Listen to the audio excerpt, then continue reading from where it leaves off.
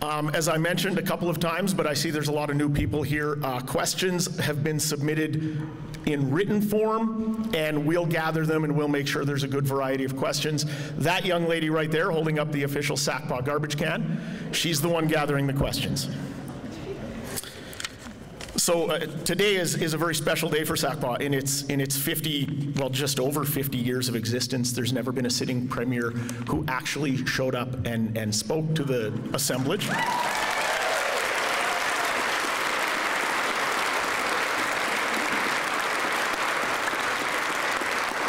And that's amazing for two reasons. One, that it takes a lot of guts to do something like this, because we got nothing from the Premier's office that says these are the only kinds of questions you can take. There are no conditions on this, so the questions that I sift through will be the questions that you all submitted. There's nothing preordained, and that takes a lot of guts. For the second reason is that in 2015, when the NDP took power in Alberta, I was promised an apocalypse, and that apocalypse never showed up, so SACPA made it to 50. Happy birthday. We're going to start with a couple of introductions here. I'm going to start by introducing someone. Actually, I'm very proud to introduce Professor Leroy Littlebear. He is the fellow who gave birth, I mean actual literal birth, to the Native Studies program at the University of Lethbridge.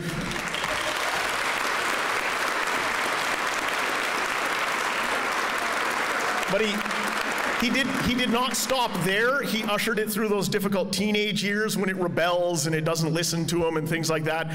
And he carried it through for almost 30 years and made it, I mean, a shining light in Alberta's university scene. I interviewed him once in around 2003 when he won a Distinguished Alumnus Award, and he said to me, he said, "Education is the solution to all your problems."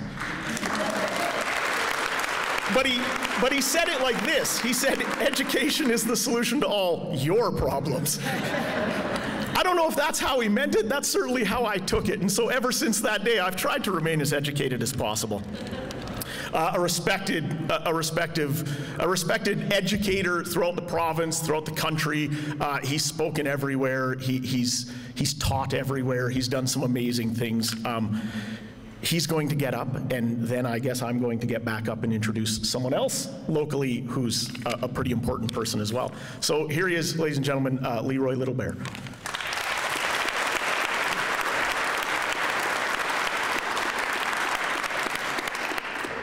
Thank you very much. Have you ever been in a situation where you see lots of people, some of them are far away from you, you make eye contact with them, but you can't talk to them, so you just give them a little wave. We call that a microwave.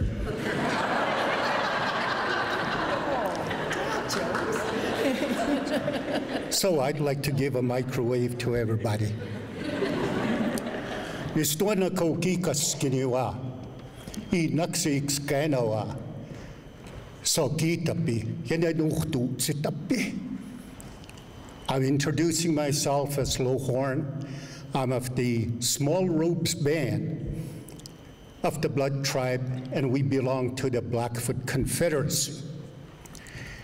Thousands of generations of our people have come and gone on these northern plains, living in eco-bio balance with the totality of the territory. That balance included keystone animals like the buffalo. That balance results in a spirit, mutual, between humans and the environment. It is with that spirit that I would like to give a special welcome to our Honorable Premier to Southern Alberta. I won't mention the when. And it's with that spirit that on a daily basis, we continue to relate with.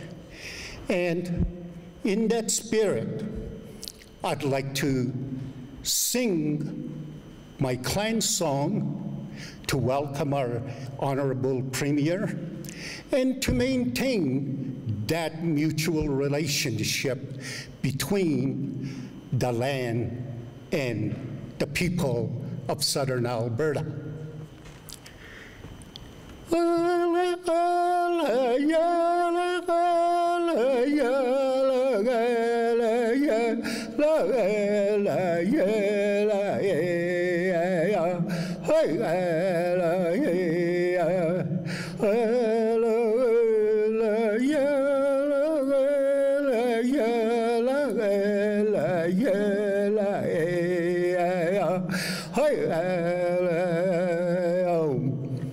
We honor that spirit through song, stories, and ceremonies. I would like everybody to join me in your own way in this beautiful house of prayer, in this short prayer to call on that spirit to welcome our Honourable Premier. Ayo isabada piub, ayo natu si kukumikisum. Hiniki mukina noxis ko ishkak.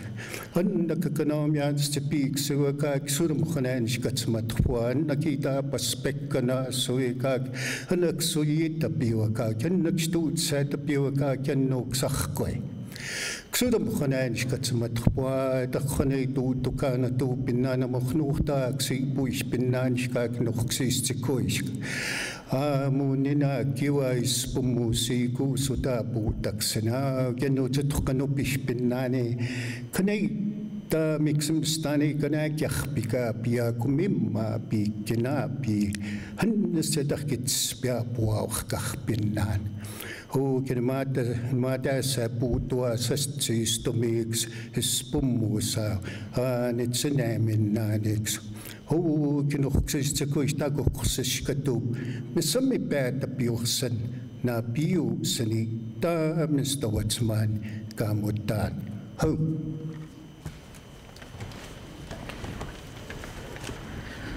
Thank you, Leroy. That was beautiful. Now I'm going to introduce the MLA for Lethbridge West, which is her most important job. I'm going to introduce Shannon Phillips in just 1 second. First, I'm going to say that she's Minister of Environment and Parks, Minister responsible for the Climate Change Office. That's not what we know Shannon Phillips for. What we know her for, because we have history in this area, is she was a disturber of, let's say, the status quo. For a long time. It's a family-friendly gathering here, so I'm going to say she's a status quo disturber. Now, after years of powering through that morass, she is suddenly the status quo, and there are people disturbing against her. But this is what she fought for. This is why Shannon put up with the slings and arrows that she did, and it worked. She's MLA for Lethbridge West, and here she is, Shannon Phillips.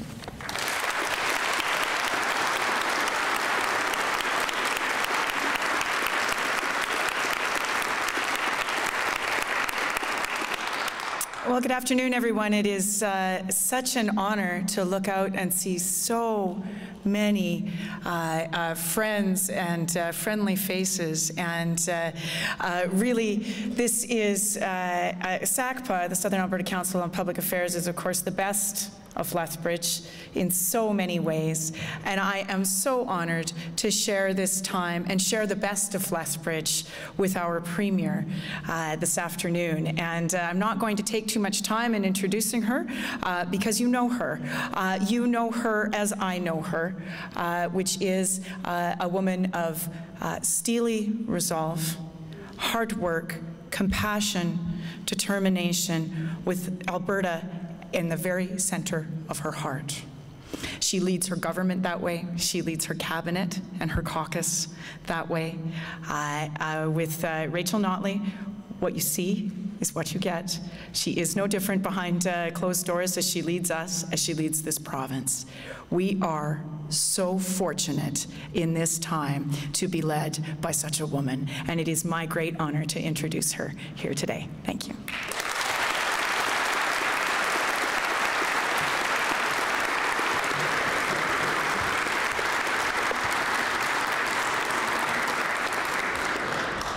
Well, thank you very much for that very kind introduction, Shannon, and it's really a pleasure to be here with both Shannon and Maria from our NDP caucus, and as well, thank you, Leroy, for that beautiful welcome. That was wonderful. And of course, I would like as well to acknowledge that we are gathered here today on traditional Blackfoot territory, and would also like to acknowledge the Métis people of Alberta, who we know share a very, very deep connection with this land. And I'd like to thank you for inviting me here to speak today at SACPA. I understand that I received about 10 invites, roughly, since I got elected, but it really is a pleasure for me to be able to be here with all of you today, and to join you in the great tradition of respectful debate that the Southern Alberta Council on Public Affairs has generated in an unprecedented way, quite honestly, here in Lethbridge. And Shannon spoke to it, but and I think you all know, but SACPA is a gem, really, within this community, and it's something that I think all communities we could use more of you across the province. For over 50 years. Since 1967, you provided a forum for diverse points of view, new and exciting ideas, and even the occasional politician. And in all cases, you've allowed for thoughtful, constructive, informed debate, which I think is something we need more of, not less of, in these times. Last year, we lost the founder of SACPA and one of the great champions of Lethbridge, Gordon Campbell. Mr. Campbell and Gordon and his family, you know, I've known them through my family for many, many, many years, and we all know he was a strong debater, and he loved to get into it with people, but above all, he was always very respectful. And so I'm very, very proud to be the first sitting premier to be able to take part in this long-standing institution. And I'm here today to attempt to carry on the legacy of thoughtful and respectful conversation. And in that tradition, what I'd like to speak to you about just for a little bit today is, you know, the future of our province. Just a small little thing that we can probably wrap up in about 20 minutes. You know, when we have that conversation, is that too far away or too close? Better? Okay, good. When we have that conversation, and as I do have that conversation, I think it's very important to talk first about where we have been as a province and how that impacts where we find ourselves today. So I'm not going to go back the whole way, but I will go back to 2015 when our government got elected. It was a bit of a time. The price of oil was in the midst of collapsing. It ended up collapsing much further than we had anticipated several months after our election. We were in the midst of losing well over 100,000 jobs across the province of Alberta. Our non-renewable resource revenue as a province was plummeting by over 70%. Generally speaking, as an overall view of things, newly elected, we were handed pretty much the worst economic downturn in at least a couple of generations. So, you know, one might say our timing was absolutely perfect. You know, how these things go. But here's the thing, you know, being a progressive government, governing during a severe economic downturn, in my view, that is actually where the rubber really does hit the road. Up until that time, austerity had been the name of the game every time an oil boom turned to bust. We'd see cuts to already crowded classrooms, we'd see hospitals blown up, and once again we'd hear the odd logic that somehow our economy would get stronger if we could only lay more people off. But you know, for us in our government, austerity, it wasn't on. It was not the way we were going to go.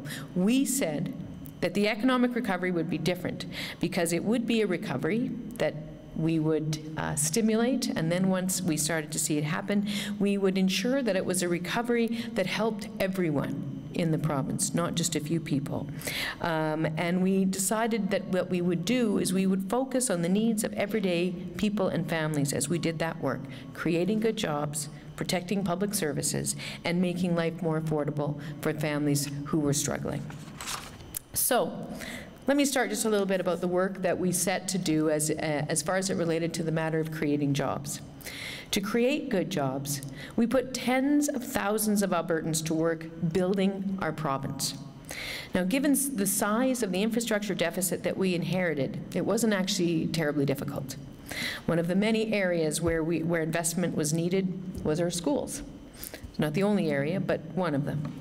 Parents and teachers across the province had been saying so for years. They were sick and tired of the government sending out press releases and additional press releases followed by more press releases, and then finally the inevitable press conference where the sign was actually put up in the field where the sign then remained in the field. And in all those cases, promising new schools where none were ultimately built, or very few. Well, we promised to build new schools, and then we followed through. When we got elected, we discovered that a number of the schools that had been previously promised had not actually been funded. So the first thing that we had to do was to fund the schools that Albertans had been promised. And then we decided we needed to go forward, and we needed to continue to work with our communities, with our municipalities, with our school boards, to continue that work, to catch up on that deficit. As of today, hundreds of new schools are either built or being built.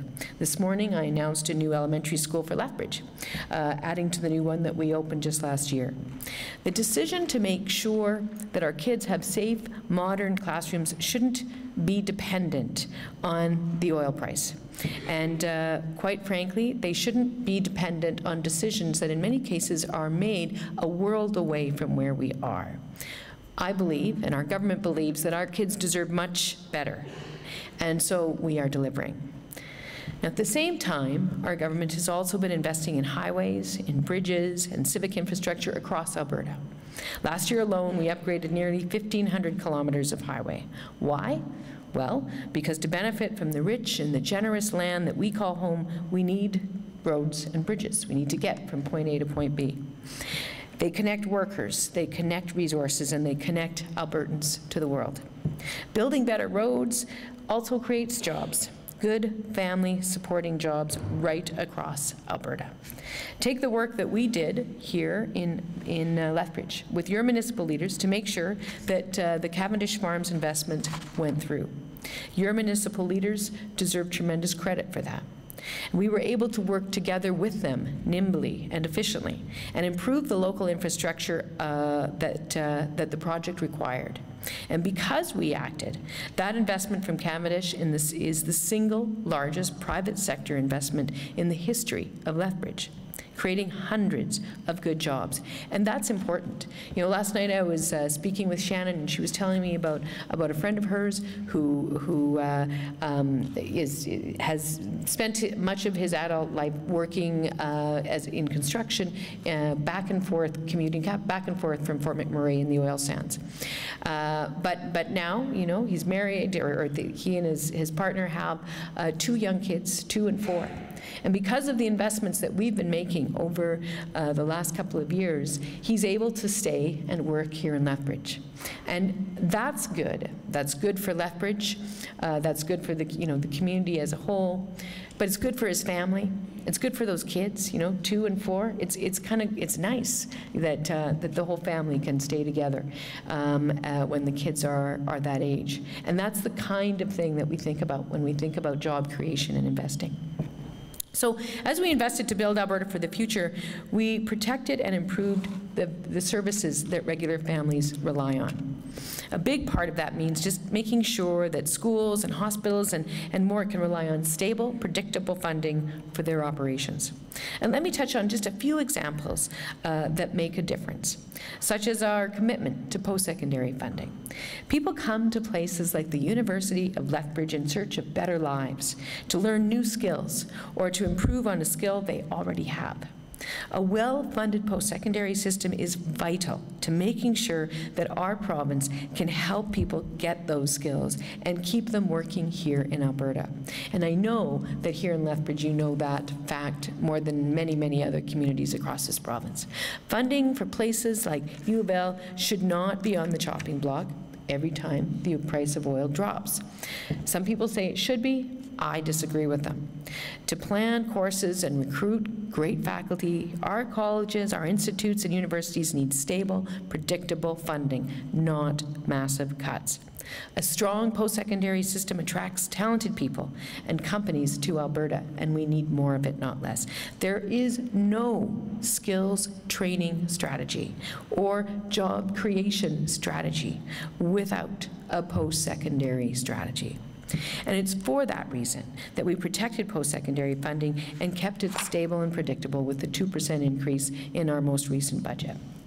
Beyond post-secondary, another area that we've invested in has been mental health, where we are fixing or working on fixing. I won't say we are fixing, it's not fixed yet, that's too optimistic, but we are working and focused on fixing years of inaction. Better, faster access to mental health services, better interventions for struggling children and youth, and more help for Albertans who battle substance abuse, including more support workers, new detox beds, new treatment spaces, and yes, dare I say it, safe consumption sites. You know, I talked about that a little bit on the radio this morning, and you in Lethbridge here know the community came together to support safe consumption sites. We know many lives have already been saved in the short period of time that the safe consumption site has been here. We opened the first safe consumption site in Edmonton last Friday. Within 24 hours, a life had been saved. There is no question that this is an evidence-based way to move forward to save lives, and it should just be a thing we do as a matter of course. Now, when it comes to improving services, we also made sure to take concrete steps to make life better and fairer for women in Alberta. Notwithstanding Leroy's ability to give birth, most other men cannot do that.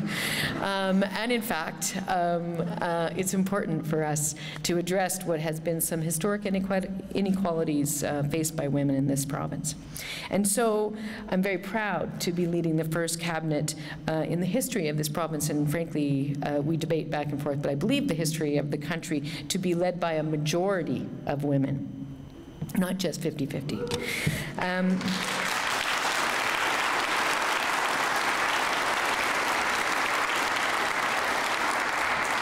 And that fact is reflected in every decision that we make. We are actively working to recruit more women to our agencies, our boards, and our commissions. We have the first ministry responsible for the status of women ever in Alberta. We have significantly increased funding for women's shelters to help women fleeing violence, an increase the community had been asking for 30 years from the previous government. We passed a law that made it easier for victims of domestic violence to get out of dangerous situations, including allowing women in danger to break rental agreements. We're providing more support to community projects that boost women's safety, economic security, and leadership opportunities.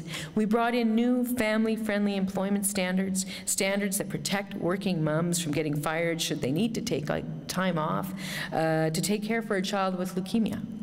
And here's a shameful fact. Before we came to government, a mom right here in Lethbridge, Amanda Jansen, got fired for exactly that reason, asking for time off because her child was diagnosed with leukemia. And here's another not so happy fact. The majority of minimum wage earners in Alberta are women, which is one of the reasons that I'm so proud, excuse me, that we are working to make real progress towards closing the gender pay gap, in part, and also making real progress to fight poverty, again, disproportionately experienced by women, by increasing our minimum wage to $15 an hour, something that will happen this fall in October.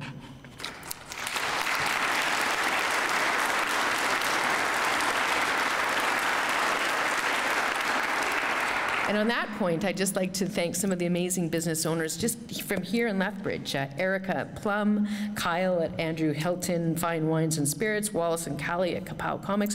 These are all business leaders and entrepreneurs from Lethbridge who've welcomed the wage increase and fought for it.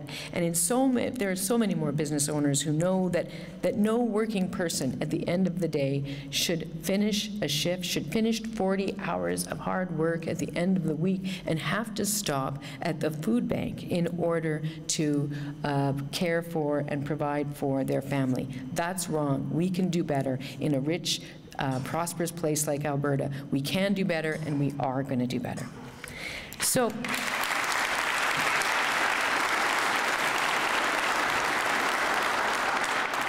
raising salaries for our lowest paid workers brings me to the final way that we are working to support people through the downturn, by making life more affordable. One of the first measures of our mandate when we first got elected was to bring in a progressive taxation system.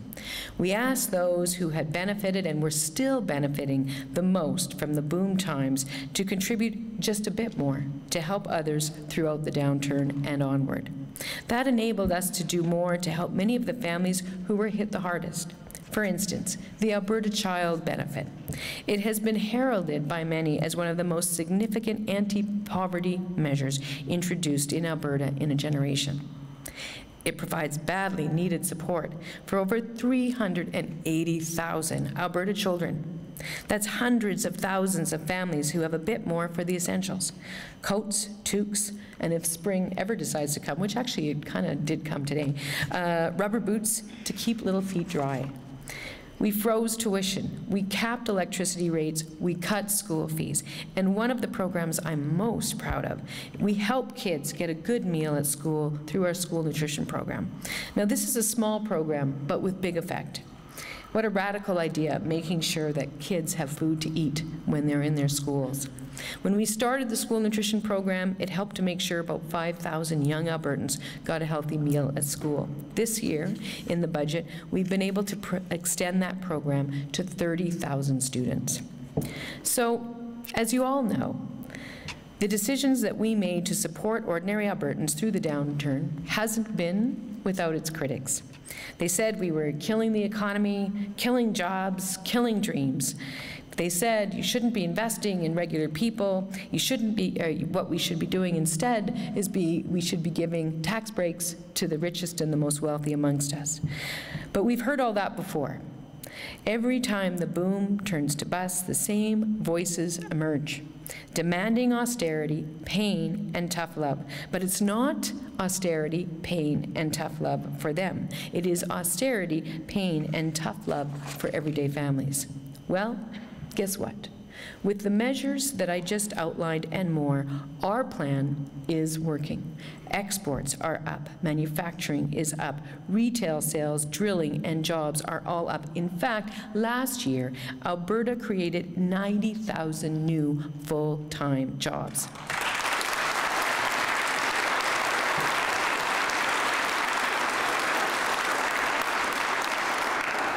Today, there are 2.3 million Albertans working, the most people working than ever at any point in our history. Those are all positive signs. But before, people think that it's all, ticker tape parade time, it's not. We know that we are not there yet. Not everyone yet has benefited from the recovery. And as far as I'm concerned, and as far as the people in my government are concerned, an economic recovery that doesn't reach everyone is no recovery at all. Our commitment is to make sure that this recovery is shared by more Albertans, not fewer. And we want everyone to share in the prosperity that we know Alberta can offer to all of its citizens. So, with the recovery on its way and things starting to look up, the question before us now is this: how do we keep it going? How do we make sure it's built to last? And how do we make sure it's built for working people? It's to that question that I'd want to finally turn. With the recession beginning to fade into history and the economy growing and creating jobs, Alberta faces a different set of economic circumstances that call on us to adjust, not discard our strategy. We are doing this in two important ways. First, by investing to diversify in our economy, and second, by charting a responsible path to a balanced budget. Let's look at each of these in turn, beginning with the economic diversification. We all want to get off the resource royalty roller coaster. It's no way to budget, and it creates unnecessary uncertainty for hundreds of thousands of ordinary families.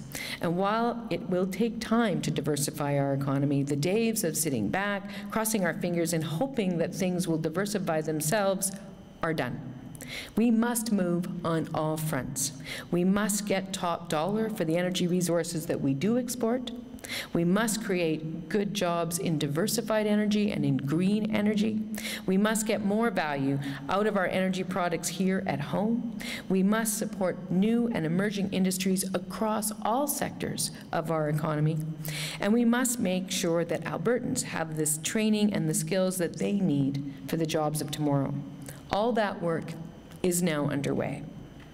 To diversify our export markets, we're fighting for new Canadian pipelines to the Canadian coast.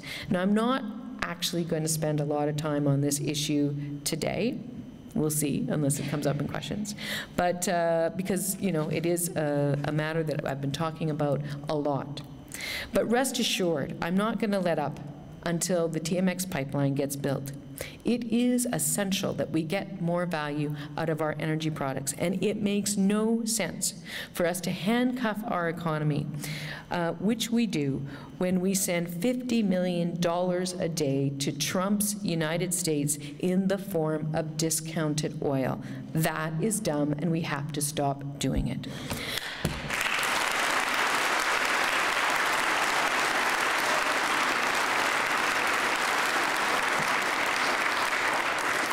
When it comes down to it, even if oil and gas isn't as prevalent here in Lethbridge as it is in other parts of the province, this pipeline fight is about you, because these are our resources as citizens of this province, and they also help to support our other resources, our hospitals, our schools, our communities, and we're going to keep fighting for those resources, for all of them, because we know that's what Albertans rely on. Here's the other thing about this pipeline, which some of you here probably know more than many Albertans because of our Minister of Environment. It is backstopped by the strongest, most comprehensive climate leadership plan on the continent. An accomplishment that excuse me, that quite frankly owes a great deal to the incredible work of, as we've already introduced or talked about, your local MLA and Minister of the Environment, Shannon Phillips. Oil sands, yeah, give.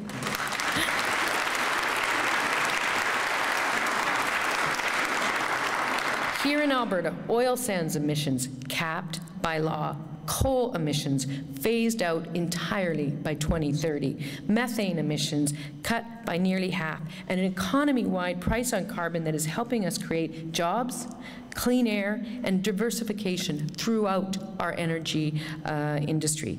5,000 megawatts of renewable energy will be built by Alberta by 2030. And this will account for $10 billion of investment and almost 10,000 new jobs. My friends, when I travel, which I do now more in this job, and sometimes I leave Alberta, it is amazing to hear how innovators in renewable energy across this continent see Alberta as the place to be investing right now. That's because of our action on climate leadership. Just in, I think it was December or January, we did round 1 of our renewable energy program auctions, and we set a record for the lowest price ever achieved in Canadian history. We attracted $1 billion of investment from international and Alberta-based companies, including 2 projects just outside of Pincher Creek. Now, I've got to say, there is a persistent myth out there that investing in green energy means turning your back on the hardworking people in our traditional energy sector. That myth is just that, a myth. And I've said it before, and I will say it again. No climate change plan that ignores working people and the need for a just transition can ever succeed. It is bound to fail. And that is why our climate leadership plan protects our energy industry from Ottawa imposing its own plan on us without working together collaboratively. It reinvests the carbon revenue into clean tech jobs. It supports coal workers and coal communities as we transition to cleaner, healthier ways to generate power. It makes sure our trade-exposed industries remain competitive, and it helps to secure a stronger future for our province in a carbon-constrained world. You know, it's tough. Just when democracy is a wonderful thing, but one element of it is that we operate on 4-year cycles. It's often hard to make big policy decisions that are designed to last for generations to come. I'm very proud, though, that with this climate leadership plan, that's exactly what we've been able to achieve. So, to be stronger and more resilient, we have to do just a little bit more. We also have to get more value out of the energy products that we do produce here at home. And so that's why we have also, in just the last 2 or 3 weeks, introduced legislation that will get new petrochemical plants built, and we will invest in new ways to add value to our natural gas feedstock. And it's why we're doing more to upgrade our energy resource and keep more wealth and jobs from those energy resources here in Alberta. Just a couple of weeks ago, we announced that we would also be working with industry to support the first partial upgrader ever to be built in Alberta. And this will make our oil lighter, increasing our existing pipeline capacity, and increase the number of refineries that we can ship to. So Alberta had the opportunity to recruit that kind of investment many, many years ago, especially when it comes to petrochemicals. A huge investment wave came across North America. Unfortunately, in the past, the government sat back, did nothing, and our province missed out.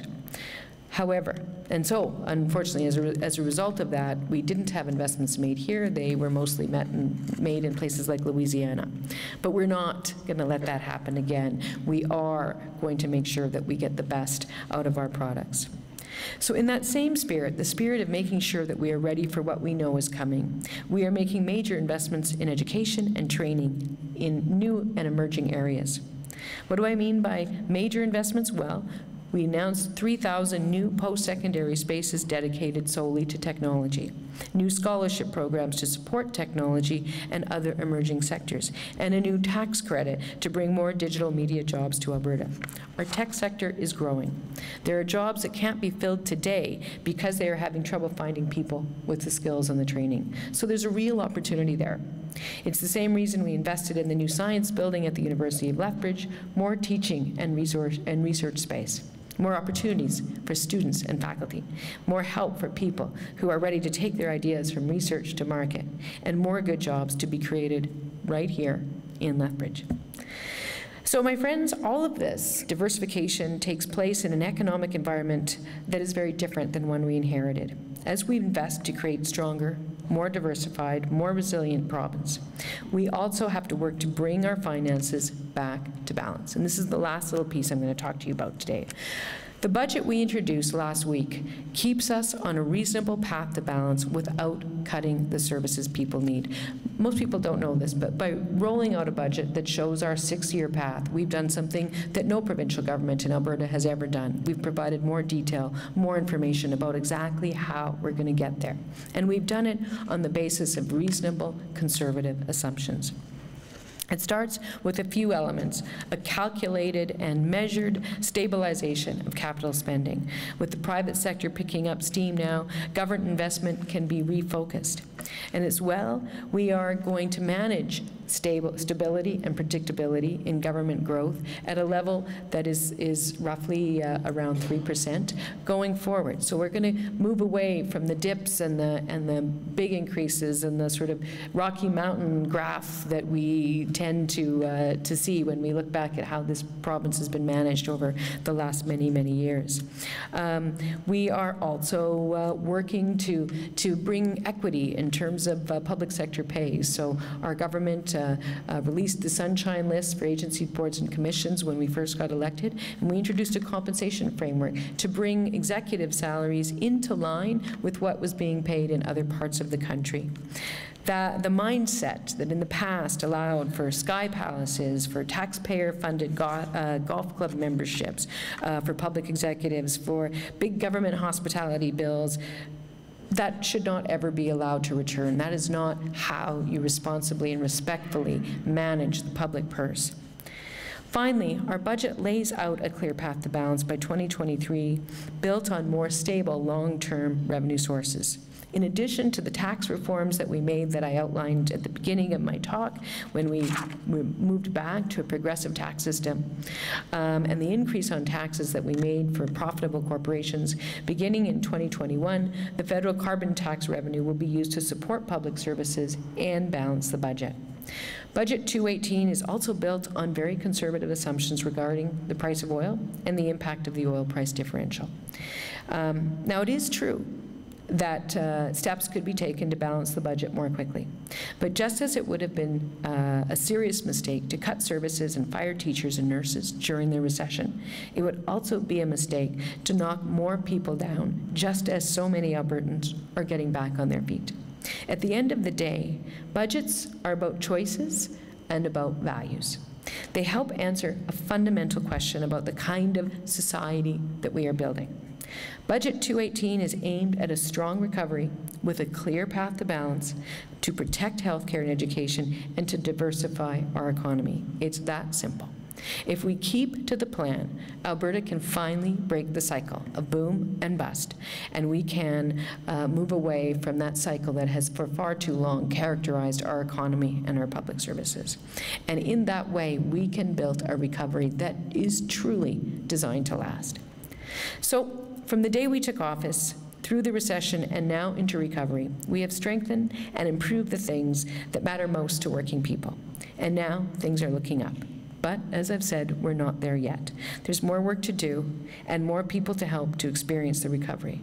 But, my friends, I'm excited to have the opportunity to hear your thoughts, so I am going to leave my remarks pretty much. I only have another 10 minutes, just kidding. I am mostly done. I really do thank you very, very much for the opportunity to speak with all of you, and I look forward to hearing your interesting questions. And again, I feel very privileged to be able to be here in a room of so many engaged and thoughtful citizens here in the amazing community of Lethbridge. So thank you for listening so quietly for such a long time to all that I've had to say. And it's been a pleasure to address you. Thank you.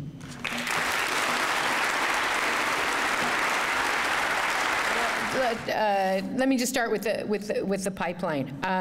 The reality is that that the world is going to need non-renewable resources for some time to come. It is true that across the world we are seeing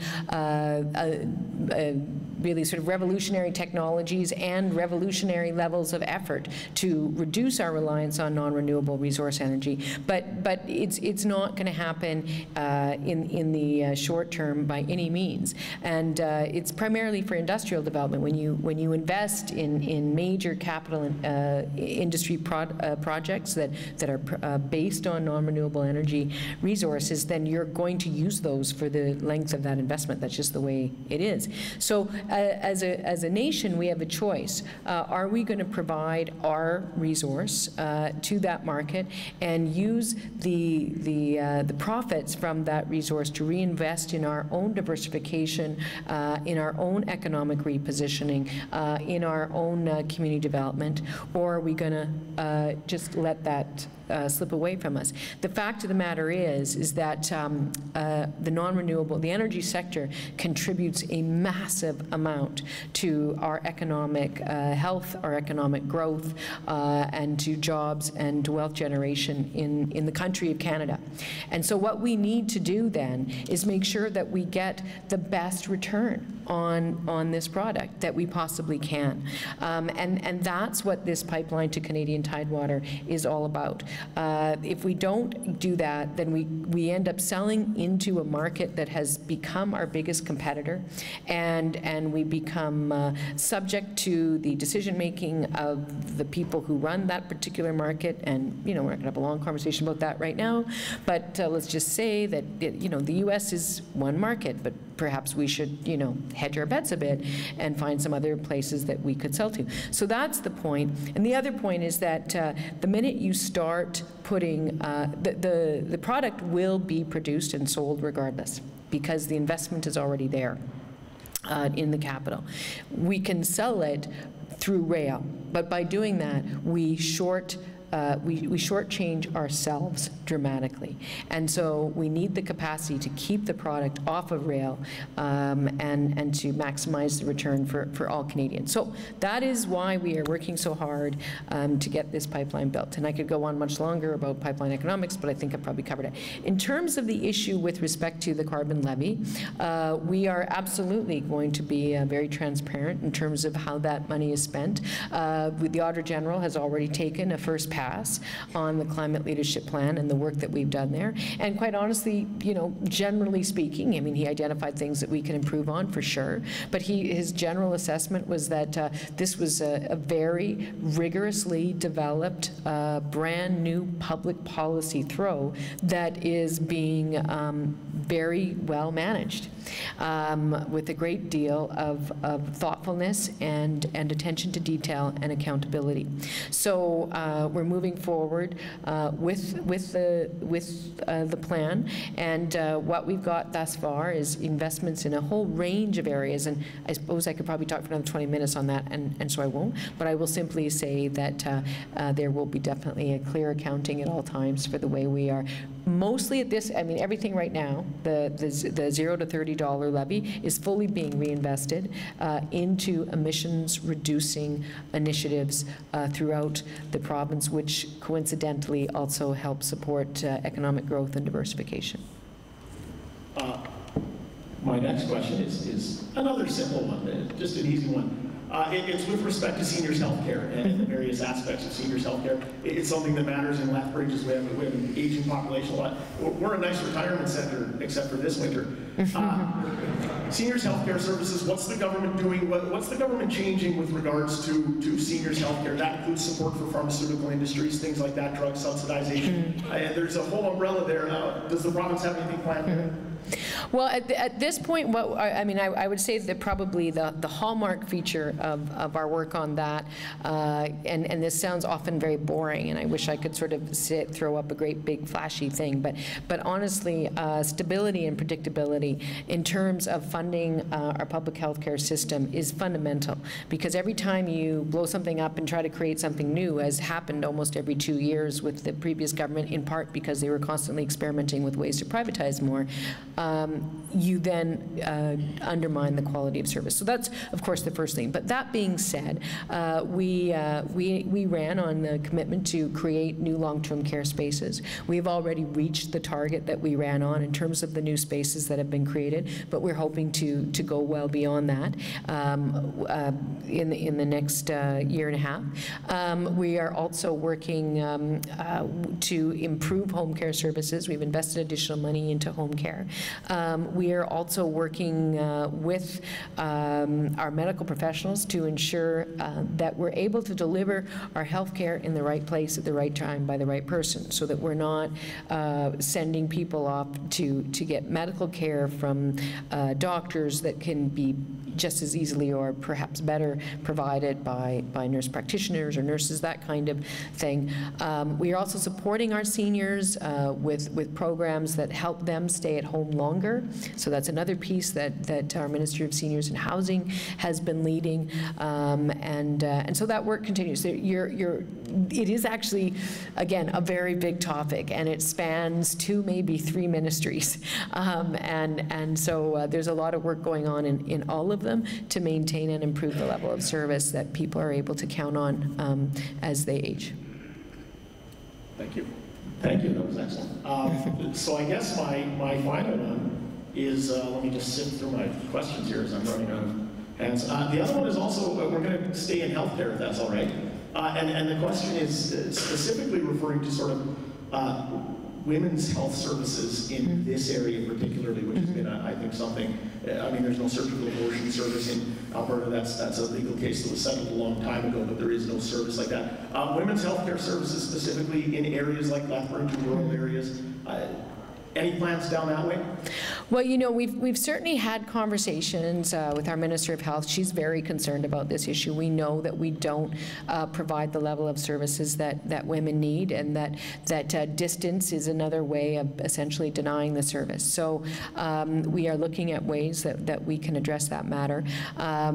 We have no specific plans this moment that I can announce or tell you about, but we absolutely believe that it is something that women should be able to access with free of harassment, free of any kind of attack or anything like that. And so we will be taking action on that matter in this legislative session to ensure that women are protected and the people who provide these services are protected when they seek them. But we need to do more because, quite frankly, it's not universally accessible if you have to spend hundreds of dollars to travel to communities hours and hours away to receive those services, and we know that. I've got time for one more. Look at that. I'm getting the cues from the front row, so I have to stay on their schedule. The other question is one that is a social justice issue: conversion therapy for minors, petitioning the federal government. This is something that seems to come up in headlines more than it does in everyday discussion, but it's something that I think is important to a section of Albertans who are worried about sort of the mistreatment of minorities, particularly when it comes to sexuality and sexual identity and things like that. And condemning this conversion therapy is something that seems to be slow going at the federal level and at the provincial level. Well, it's interesting. We've had conversations about it. I know that we've had more than one of our caucus want to bring forward and potentially, I'm not exactly sure where it sits right now, but private members' bills banning conversion therapy. We know it's a practice that is absolutely not acceptable. We also, I mean, I think part of the conversation that we've had is that right now through various professional responsibility mechanisms, the issue is that it should not be happening because it is in fact irresponsible, and it is bad practice of psychology, bad practice of medicine, bad practice of education. It's not in the best interest of the child, and so through the range of professional bodies, you should be able in some respects to just stop it from there because it is so bad. It's just not. It would run up against the professional standards of any person that was purporting to do that. That being said, we are still looking at it, and we're trying to get a clear sense of how big the problem actually is in Alberta, and we are consulting with people in the community, in the LGBTQ community, to find out the degree to which it is a serious problem here in Alberta. And certainly, if we are finding that it is a problem, then we will act, because it's just not cool. Yeah. Well, thank you very much, Premier Notley, and I just, one more time, she broke a decades generational stranglehold on Alberta politics. Premier Rachel Notley.